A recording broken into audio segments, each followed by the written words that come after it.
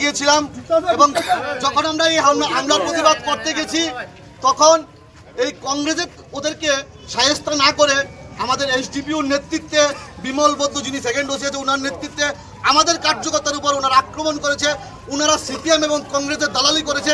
এইটার প্রতিবাদে আমরা থানা ঘেরাও করেছি এবং অবিলম্বে এসডিপিও এবং এই সেকেন্ড অফিসার বিমল বৈদ্যর আমরা বরখাস্ত চাই। যতক্ষণ পর্যন্ত বরখাস্তর কাগজ আমরা না পাবো ততক্ষণ আমাদের থানা ঘেরাও চলবে।